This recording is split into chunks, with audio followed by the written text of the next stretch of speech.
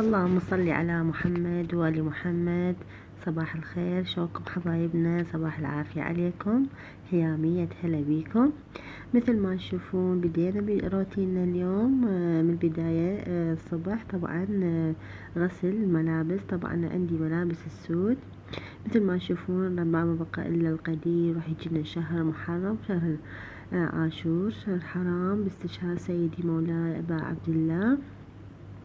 فعندنا احنا ملابس، كنت تعرفون كلكم عندكم ملابس سود، فحبيت اطلعهم وانشد حاطتهم بالجنطة، فقلت خل اغسلهن والمحتاجاتهم القليلة اخذت من السوق.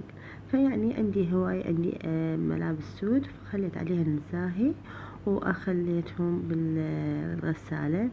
بس عندي ملابس السود قلت خل اخليهم بحدهن مثل ما تشوفون. طبعا احنا ما نخلى الملابس كل يوميا غسل. اليوم ما عندنا ملابس ملونة الحمد لله، بس عندنا السود. وهنا شغلت عليهم الغسالة حتى يتنظفن. قلت بعد ما اخلص حتى اشرهن، وبديت نغسل بالحديقة. طبعا هاي هيجي تقريبا هي ب9:30، يعني بعد خلصنا ريوق وخلصنا ما عندنا شي. قلت خل نغسل شوي مدام ماي موجود ونغسل حلو برا. شلونكم حبايبنا؟ شخباركم انتم؟ هواي مشتاقة لكم هواي. شخباركم؟ سولفونا وين ما وين، شنو جاي تسوون، شو تحبون روتينات. فحبيت اني احفز بهذا اليوم انشركم هذا الروتين، اشارككم. قلت يعني شنو عندنا، حبيت اشياء بسيطة اشاركها وياكم. بس مجرد على مود نسمع رأيكم ونسمع آراءكم بالفيديو، ولا ننقطع عنكم حبايبنا. مثل ما تشوفون اللي وصل لنا ويانا لا يستعنا باللايك والاشتراك بالقناة ويفعل خاصية الجرس حبايب قلبي، حتى يرفع المقطع او يرفع المنشور بلايكاتكم. اهم شي اللايكات. بعد ما خلصنا غسلنا الملابس بديت اطلعهن من الغسالة وحتى اشرهن. طبعا ما يمكن ربع ساعة، ما طولت بسرعة نشفن لان الجو كلش بنات حارة الايام شمس. وهنا شريت الغسيل.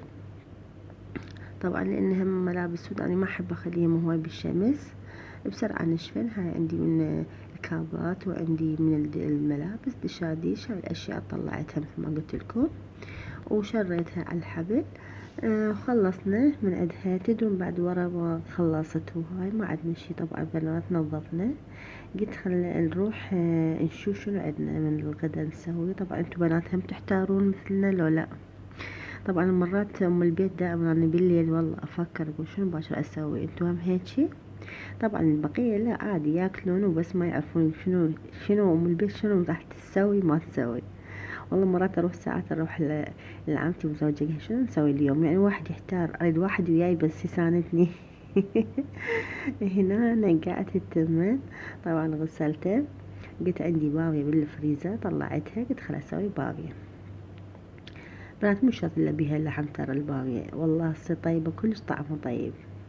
فسوينا البامية والحمد لله والشكر، وهاي النعمة الفضيلة. يا رب 60 عافية علينا وعليكم. وما تمل البامية الصراحة يعني. وهنا خلصنا التمن مالتنا هم طبعا سويتها وخلصنا. بعد ما خلصنا الغدا شي اكيد غسل المواعين، وبعد ما خلصنا غسل المواعين رجعنا طبعا سويت الشاي هم وياكم. سولفوا لي حبايبي، شنو وين ما وين، شنو سويتوا ما سويتوا، شنو اخباركم. هواي والله اشتاقت لكم موت. وهنا خليت الشاي. طبعا انتوا هم هيك تسوون شاي بنات؟ خلونا اول على الطباخ يحتر كلش لا تذبون الشاي.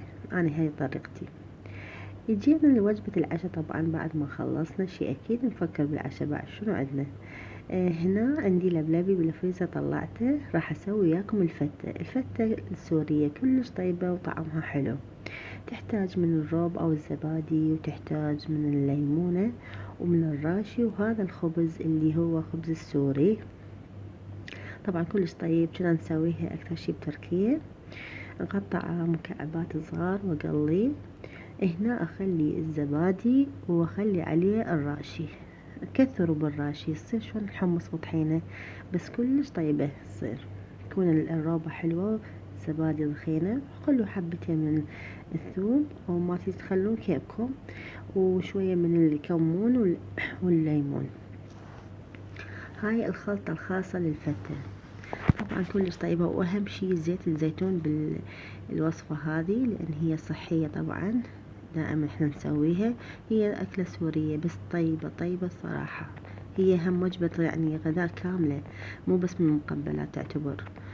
يعني مشبعة، حيل مشبعة. هنا الخبز سويناه على شكل مكعبات. تخلونه بالفرن او تقلونه، بس انا احنا قليته. لا قليته صار شلون تشيبس مقرمش كلش طيب. مثل عندكم هسه راح اسويكم الطريقة شلون راح اسويها. هنا سويت انا هم حمص بطحينة. راد ابو مسار قال سويلي حمص بطحينة. عندي لبلبي حطيته بالخلاط، وحطيت وياه الراشي، وحطيت قلت لكم الكمون وفص من الثوم. اذا تحبون، اذا ما تحبون لا تخلون، اختياري هاي. وليمونة. هذا خلصنا من الحمص بطحينة. نجي هنا على الفتة. ناخذ كمية من الفتة نحطها بماعون. اذا تسوون مواعين يعني تخلون بلم كامل يعني، او صحن عريض كامل. هنا الشبشون قليل ويا اللبلبي. اذا عندكم لبلبي الشبشون وياه، بس مو تخلون الماي بعدين انتو اذا تحبون تخلون ترشون هيك رشة قليلة من ماي اللبلبي. هاي حمص بطحينة خلصتها. تخلون عليها بابريكا او كمون بالاخير وزيت الزيتون. كلش طيبة. هاي هي هم يسمونها مسبحة على قولتهم هذول السوريين. وهنا خلصنا الحمص بطحينة، وطعمها كلش طيب وتلوق حليكم. وانتو حسب التزيين تقدرون تخلون عليها خيار، تخلون عليها زيت الزيتون العفو. تخلون عليها اي شي اللي يعجبكم. مثل ما قلت لكم هاي الفتة الخلطة سويتها تخلونها فوقها، يعني تخلون كمية فوق الخبز. هاي سويته قليل حتى من تاكلون يعني تترطب الخبز اللي قليناه بهذا الخليط. كلش طيب وحلو. وسووها جربوها حبايبي، كلش طعمها طيب ومشبعة بنفس الوقت، وصحية حلوة. ويحبون يعني العائلة تحبون هاي الأشياء الهيجي المقبلات. بس هي تقريبا مو من المقبلات، لأن كلش وجبة غذائية مشبعة يعني. الحمد لله والشكر. مثل ما نشوف إن شاء الله عجبتكم يا ربي هاي الوصفة اليوم أو الطريقة مالتنا. وبعد ما خلصت هماس يعني بس كفيت سويت سمبوسة ما عندي، طلعت بالفريزر همه مات الماش. وهاي من ايد ابو مسار ربي يخليه الزلاطة كلش طيبة مالت الطماطة والكرفس وليمون هم سواها. وخلصنا الحمد لله والشكر. وهذا اليوم عشانه وياكم البسيط.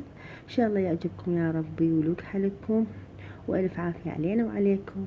ومع الف سلامة حبايب قلبي. ولا تنسونا باللايك والاشتراك بالقناة وتفعلون خاصية الجرس حبايب قلبي. ومع السلامة. هواي احبكم.